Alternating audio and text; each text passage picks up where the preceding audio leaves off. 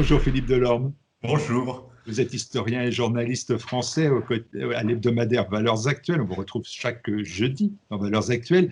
Alors, vous écrivez les rois éphémères, ces personnages qui étaient nés pour régner, mais dont le destin on a voulu autrement. Vous êtes un spécialiste vous-même des têtes couronnées que vous avez rencontrées tout au long de votre carrière, notamment à Point de Vue, le magazine qui fête ses 75 ans. Mais là, vous vous êtes intéressé à des personnages que l'histoire a parfois vite effacés, les rois éphémères.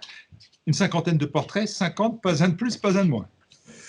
Oh, c'est un chiffre qui m'a semblé convenable pour faire un livre d'une taille moyenne, d'une taille normale. Je voulais des chapitres qui soient assez courts, étant donné que certains de ces personnages sont très peu connus, ont laissé très peu de traces dans l'histoire, donc je ne pouvais pas me permettre d'en parler sur de très très longs chapitres. Et puis j'ai voulu que les lecteurs puissent un petit peu se balader à l'intérieur du livre, lire un chapitre après l'autre, dans le désordre. Enfin, il n'y a pas de continuité véritablement d'un chapitre à l'autre. Donc c'est une promenade à travers l'histoire et à travers les souverains depuis la haute antiquité jusqu'à nos Haute Antiquité, on va y aller tout de suite sur les 164 princes qui ont gouverné Rome jusqu'à sa chute. Seulement un tiers a succombé à des causes naturelles. Il n'était pas simple d'être le continuateur de Jules César à l'époque. Et vous vous intéressez à un personnage alors peu connu finalement qui s'appelle Romulus Augustule, empereur romain d'Occident, mais moins d'un an. Pourquoi lui?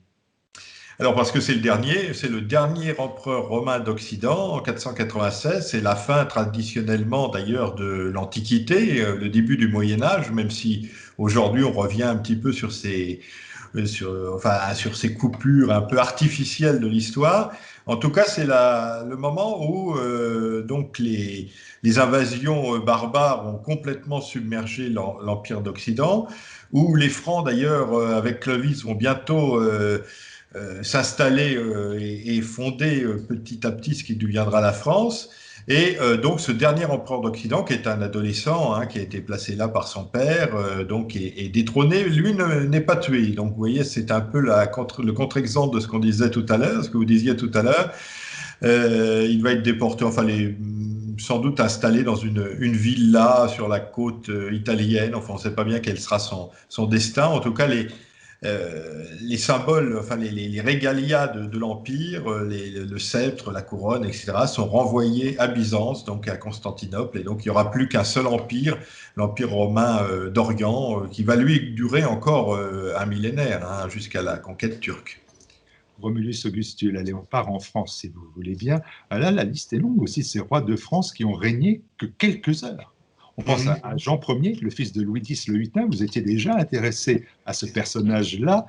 Jean Ier, dans son berceau, il a été empoisonné avec un Oui, point de alors il y a une énigme, il y a plusieurs énigmes dans l'affaire de Jean Ier. Je rappelle qui c'est donc le fils de Louis X le Hutin, c'est le petit-fils de Philippe le Bel. Vous savez, Philippe le Bel qui meurt en 1314 et qui est maudit, dit-on, par les Templiers sur leur bûcher. Hein. Donc c'est la fin des Capétiens directs. Hein. Les trois fils de Philippe le Bel vont mourir sans descendance. Le premier au moment de mourir, donc Louis X le Hutin a épousé en deuxième noces Clémence de Hongrie, qui est enceinte, qui va donc accoucher de ce jeune, de ce petit Jean Ier, dit le posthume, mais Jean Ier, le posthume, va vivre très brièvement, puisqu'il va mourir au bout de 2 jours, 3 jours, une semaine, enfin on ne sait pas bien exactement, en 1316.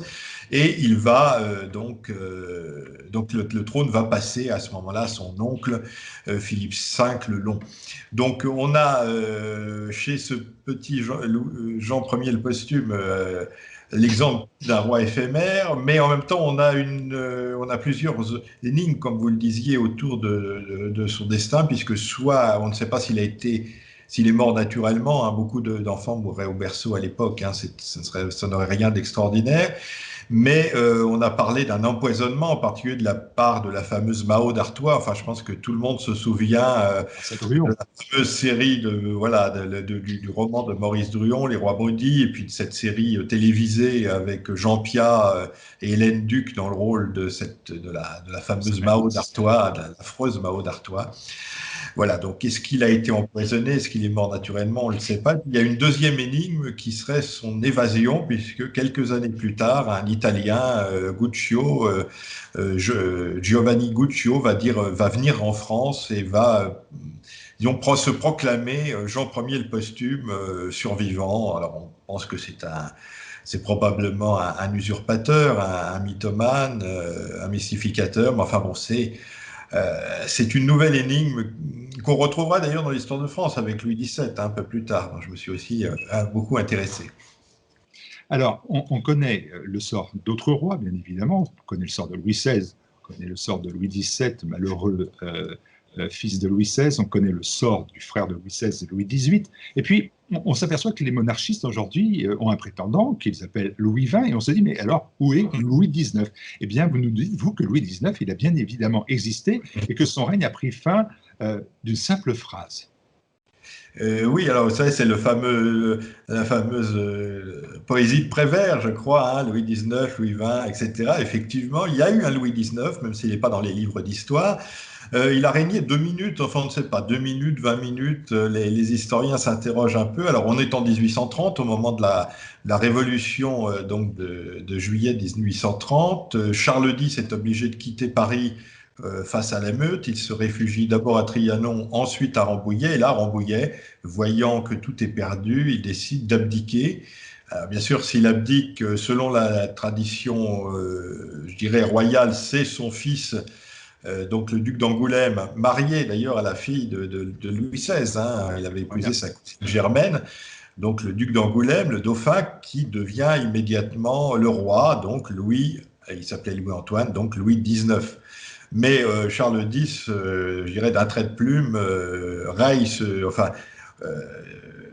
biffe ce règne éphémère, puisqu'il dit mon fils renonce avec moi et le trône passera directement sur la tête de mon petit-fils, donc non pas le fils du duc d'Angoulême, mais le fils du duc de Berry, qui était le frère d'Angoulême, qui avait été assassiné en 1820 devant l'opéra par Louvel, hein, et donc le petit-fils de Charles X, petit duc de Bordeaux, futur comte de Chambord, va donc devenir à son tour Henri V.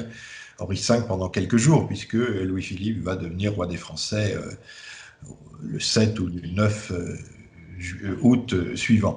Donc on a, voilà, entre Charles X et le petit Henri V, on a ce règne plus qu'éphémère, puisque ça a été le règne d'un trait de plume. Hein, le temps que Charles X signe son abdication, il a tendu sa plume à son fils en lui disant « Maintenant, vous signez immédiatement votre propre abdication et vous laissez la place à votre neveu ». Donc c'est vraiment le règne le plus court de l'histoire, probablement. Avec, comme vous l'avez dit, un détail de l'histoire remarquable, puisque ce duc d'Angoulême, le fils de Charles X, est marié à la propre fille de Louis XVI, qui est à la mort, et qui, même encore quelques semaines avant la fin du règne de Charles X, eh bien, se promène et est considérée quasiment comme une sainte par beaucoup de Français qui l'acclament. C'est la seule survivante du temple, hein, puisque au temple, Louis XVI, Marie-Antoinette, Madame Élisabeth, la sœur de Louis XVI, et puis Louis XVII sont morts. Donc la seule qui sort vivante du temple, c'est Marie-Thérèse, donc Madame Royale, qui va épouser effectivement quelques mois plus tard son cousin germain, le duc d'Angoulême. Hélas, le couple n'a pas d'enfant. Et puis Marie-Thérèse, même effectivement, si elle est très aimée de certains Français, elle est sans doute la plus populaire de la famille, parce qu'elle représente quand même ce lourd passif de la Révolution. Hein. Elle est un peu une faute vivante, enfin un remords vivant pour les Français. Lorsqu'on la voit passer, on pense au roi qui est mort au temple, à la reine, au petit Louis XVII. Donc, d'une certaine manière, c'est quelqu'un qui traîne tout ce remords de la Révolution avec elle. Donc, on la voit mal, enfin, on l'aurait mal vu devenir reine de France. Puis la Révolution de 1830, de toute manière, voulait balayer les Bourbons, et donc il n'était pas question de mettre le duc d'Angoulême sur le trône. Et donc, en 1830, elle retrouve le chemin de l'exil. Alors, elle retrouve le chemin de l'exil qu'elle avait connu jusqu'en 1815, donc il y a il y a eu une quinzaine d'années, voilà, en France, où elle est revenue en France, et puis elle va finir par mourir en exil à Frochdorf, donc auprès de son neveu, donc Henri V, comte de Chambord, qui lui aussi va être obligé de suivre la famille en exil. Alors, si même avec Marie-Thérèse, on ne peut pas parler de règne éphémère, on voit qu'il y a des légendes qui deviennent presque éternelles, c'est son cas. Mais alors, c'est le cas aussi du fils de Napoléon Ier, Napoléon II, l'Aiglon. Lui, il est entré dans l'histoire, pas forcément comme empereur des Français. Et pourtant, il a été empereur des Français. Il a été empereur pendant, je dirais, une semaine, entre juin et juillet 1815, au moment des 100 jours. Hein.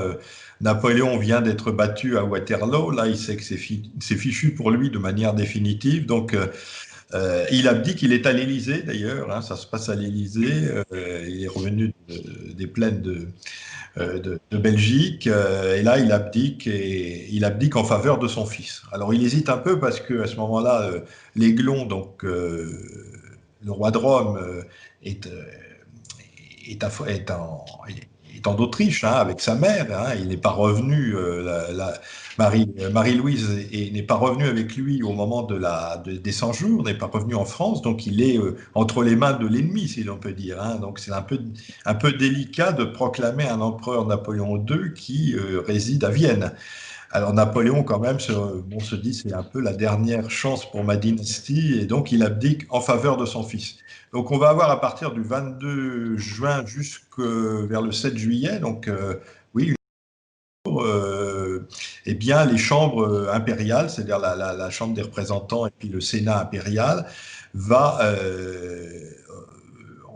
va régner, enfin va en quelque sorte exister au nom du nouveau souverain, Napoléon II, bon, qui est un souverain tout à fait, je dirais, hypothétique, puisqu'il n'est pas en France et que tout est hors de lui. Hein. Mais c'est vrai qu'on peut parler de Napoléon II, c'est pour ça qu'on parlera de Napoléon III.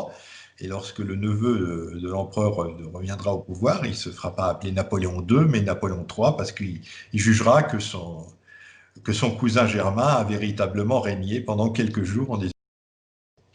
Un règne éphémère, jusqu'à Oui. 21 ans, mais alors une légende éternelle qui va commencer avec Rostand en 1900 et qui va d'ailleurs se poursuivre de manière incroyable encore en 1940.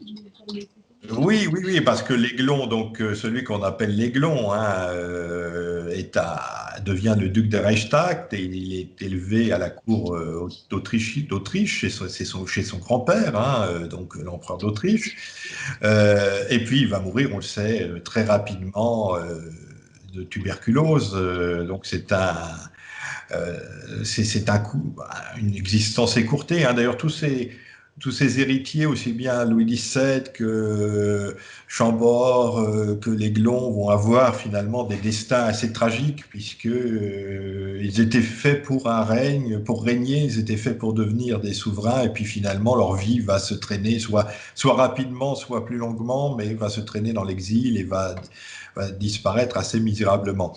Donc effectivement, l'Aiglon devient un personnage de légende avec la pièce d'Edmond, avec Sarah Bernard, et puis en 1940, effectivement, Hitler fait un geste étonnant, puisque dans la France occupée, dans Paris occupé, il décide de rendre les cendres de l'Aiglon qui reviennent à Paris, donc en plein hiver, et qui sont déposées donc aux Invalides à côté du tombeau de Napoléon Ier. C'est un geste apparemment pour Hitler qui voulait peut-être séduire en quelque sorte le peuple français. Ça n'a pas véritablement marché. Non, ni les Parisiens. Les Blancs, toujours aux Invalides à côté de son. D'ailleurs, je crois que les chansonniers disaient on a besoin de charbon, il nous rend des cendres. Ce qui n'était pas tout à fait suffisant. Napoléon II, l'Aiglon, il est bien aux Invalides encore aujourd'hui. Il est aux Invalides, oui, oui. Alors, vous avez fait le choix de ces légendes éternelles aussi, et puis le choix des aventuriers qui ont rêvé d'une couronne, l'ont parfois même décroché, pour la perdre d'ailleurs aussitôt. Je pense à Boris d'Andorre, et puis alors un personnage qui sort, pardonnez-moi du terme, un peu de nulle part, l'empereur du Sahara, Jacques Ier, oui. Le Baudy, empereur du Sahara. Alors, Jacques Le Baudy, c'était un homme d'affaires, un richissime millionnaire français, puisque Le Baudy, c'est la marque de sucre qui existe toujours. D'ailleurs, hein, c'était les grands raffineurs. Donc c'est une famille qui, au 19e siècle, avait fait une fortune extraordinaire dans les sucreries et qui ensuite s'était développée dans l'industrie, dans l'immobilier, etc. Donc Jacques Le Baudy était l'héritier de cette fortune, un personnage fantasque, un peu qui se promenait toujours dans des costumes un peu râpés, toujours avec un parapluie, enfin donc un personnage un peu étonnant, un petit peu, sans doute un petit peu fou, enfin mal équilibré, mais qui, au niveau des affaires, un homme d'affaires tout à fait rompu aux affaires et qui continuera la fortune familiale. Et puis alors il se dit à un moment, et c'est d'une certaine manière, là on est en 1900, hein, c'est l'époque de l'essor colonial de la France, il se dit c'est une réflexion qui n'est pas sotte en soi. Il se dit la France pourrait sans doute exploiter les richesses du Sahara parce qu'il sait qu'il commence à, on se rend compte qu'au Sahara il y a des richesses minières, qu'il y aurait des choses à exploiter.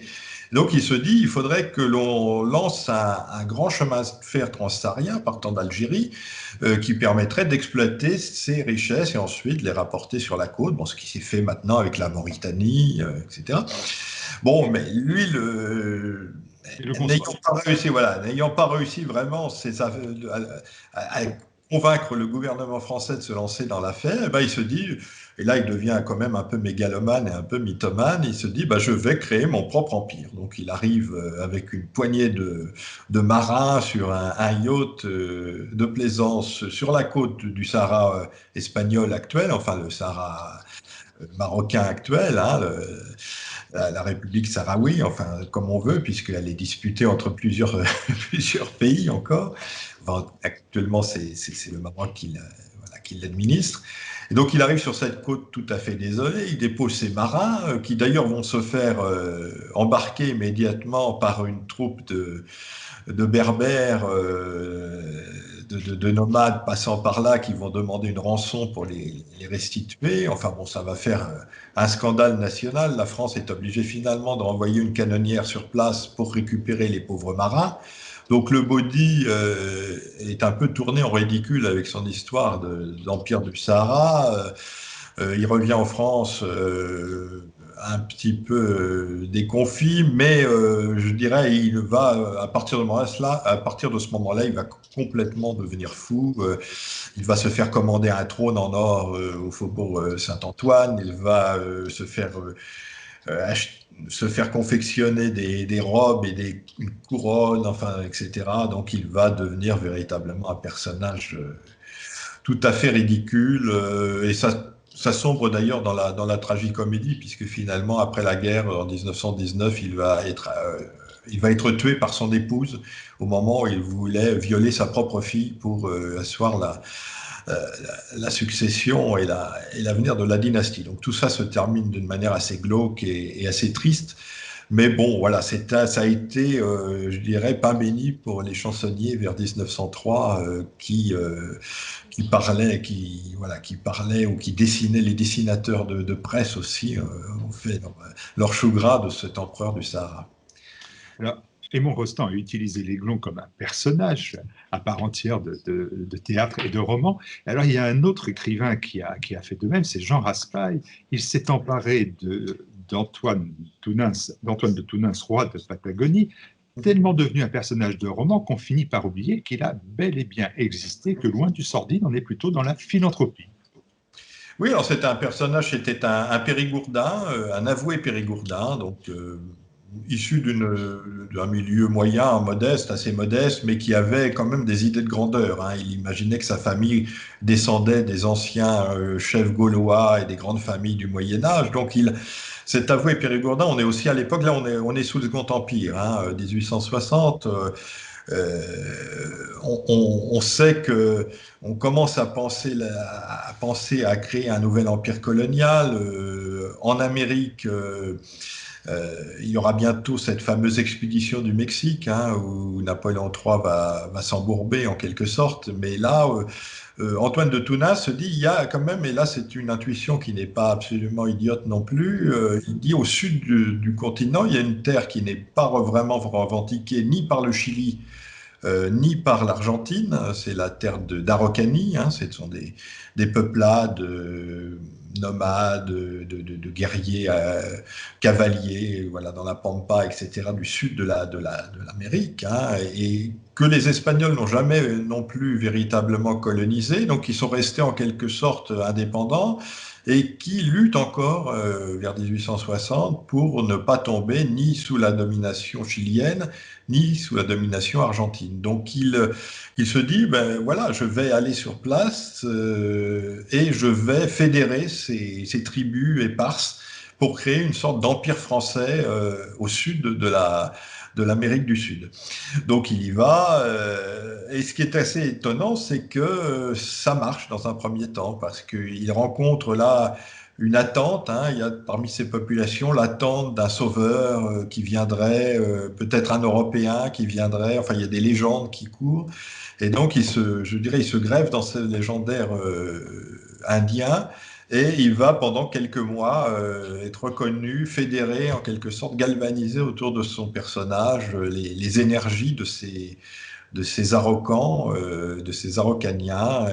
Alors ça va pas durer très longtemps, il est très vite fait prisonnier en Argentine, il va être expulsé, il va essayer de revenir à plusieurs reprises, bon, il tombe malade, et puis bon, son histoire va aussi se terminer assez tristement dans la misère en France, il revient, il n'a plus d'argent, il n'a plus de soutien, mais on se dit que si Napoléon III avait cru à cette aventure qui finalement n'était pas beaucoup plus idiote et sans doute plus réaliste que celle du Mexique, on aurait pu créer effectivement au sud de l'Amérique un petit coin de France, de Nouvelle-France, voilà, qui aurait pu prospérer avec ce roi d'Araucanie-Patagonie, qui d'ailleurs va avoir une descendance, alors pas une descendance de son propre sang, parce qu'il n'a pas eu d'enfant, mais il va désigner un successeur.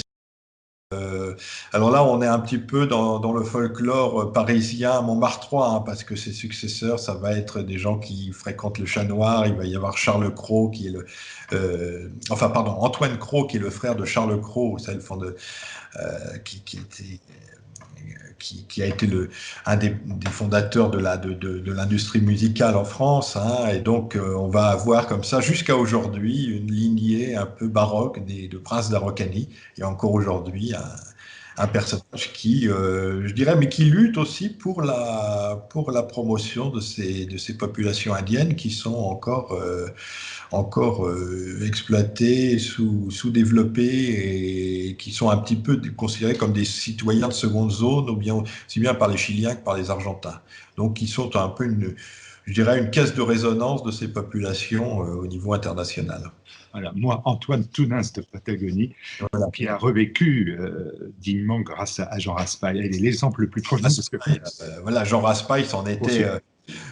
voilà, était le vice-consul de Patagonie. Il avait donné une fait chevaleresque à cette affaire. On a tous quelque chose de patagon en nous. Allez, il faudrait évoquer les 50 portraits. Malheureusement, le temps avance. L'exemple le plus proche de nous, alors on va le prendre, c'est ce roi Météor. C'est un monarque du Golfe Persique. C'est l'émir du Koweït, Cheikh Saad El Sabah. Un parcours éblouissant, une personnalité humble, 25 ans Premier ministre, mais un règne de moins d'une semaine. Et oui, parce qu'en fait, dans ces pays arabes, on a une règle de succession qui est le seignoria, c'est-à-dire on prend toujours le plus vieux de la famille pour devenir le souverain. Bon, c'était vrai d'ailleurs dans l'Empire turc, c'était vrai aussi en Tunisie, etc. Ce qui fait qu'on arrive souvent avec des souverains qui, au moment de coiffer la couronne, sont un peu à bout de souffle. Alors c'est le cas de ce Cheikh Sabah qui va avoir été Premier ministre. Donc il a gouverné le pays, en particulier au moment de la fameuse guerre du Golfe, de l'invasion irakienne, etc.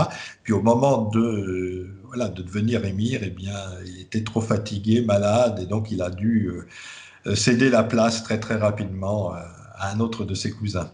Voilà. Alors, je m'aperçois que son successeur, Sabah al-Hamad al-Jabbar al-Sabah, est mort, lui, à 91 ans, et que Oui. l'actuel émir Nouaf Abdelmal Jabbar el-Salah est né, lui, en 1937. Donc, on continue, ce ne sont pas des jeunes, c'est comme On Biden. prend toujours le dernier de la famille. C'était vrai aussi en Arabie Saoudite, hein, où c'est encore un fils d'Ibn Saoud, le fondateur de la dynastie, qui est sur le trône.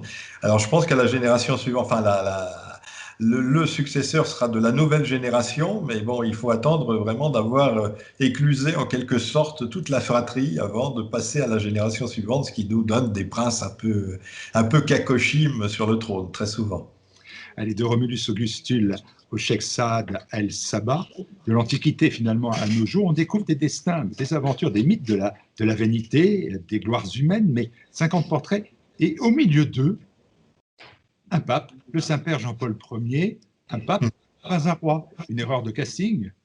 Non, parce que le pape est aussi souverain temporel, hein, surtout depuis, enfin il l'a été pendant très longtemps. Les États du pape, les États de Saint-Pierre existaient jusqu'au moment de l'unité italienne. Et puis depuis les accords du Latran dans les années 20, je ne me souviens plus de l'année exacte, eh bien l'État du Vatican est un État souverain reconnu internationalement. Donc le pape est à la fois un chef spirituel, mais aussi un chef d'État. Donc à ce titre, un chef d'État élu, mais je dirais élu à titre viager. Donc on peut en parler comme d'un souverain pontife, dit-on. Donc c'est tout à fait, il avait tout à fait sa place dans cette galerie, d'autant que je parle aussi à l'occasion d'autres papes du Moyen Âge ou de l'époque moderne qui avaient régné assez brièvement. Alors bien sûr, pour Jean-Paul Ier, il y a toute la légende et le mystère un peu autour de sa mort. Est-il mort naturellement? A-t-il été empoisonné? Bon, je pense que on peut affirmer maintenant que sa mort est naturelle. Elle est due au stress consécutif à cette élection, à une mauvaise santé. Déjà, il avait des problèmes cardiovasculaires depuis de nombreuses années. Alors évidemment, il y a eu un peu un flou autour de la découverte de son corps, parce qu'en fait, il a été découvert au petit matin par une sœur, une religieuse qui était à son service. Alors on n'a pas voulu, il y avait une espèce de pudibonderie peut-être, ou de tartufferie vaticane qui voulait pas qu'on avoue que le pape enfin qu'une femme avait pu entrer dans la chambre du pape au petit matin. Donc on a un peu caché ça, ce qui fait qu'ensuite on n'a pas il y a eu quelques difficultés d'explication sur la manière dont il était mort. Mais enfin bon, il est mort dans son sommeil et de manière hélas, très naturelle. Et vous dites que c'était un bon pape. Et c'était un bon pape, c'est le pape du sourire. Je pense qu'il a régné à moins d'un mois, hein, mais il a changé quelque chose dans la manière d'être des papes. C'était un pape très simple, hein, il a tourné la page définitivement. C'est le premier, je pense, qui n'a pas porté la tiare d'ailleurs, hein, et qui a vraiment tourné la page voilà, d'une papauté qui était encore très, très, très pompeuse, etc. Lui entre dans l'ère des nouveaux papes qui sont ensuite Jean-Paul II, puis aujourd'hui François, bien sûr, encore plus peut-être, encore plus décomplexé. On va dire cela. Merci beaucoup, Philippe Delorme, de faire revivre finalement ces rois éphémères qui, grâce à vous, ne le sont plus. Merci d'avoir répondu par Skype à notre entretien, grâce à cet entretien. Merci à vous. À très bientôt. Merci, au revoir.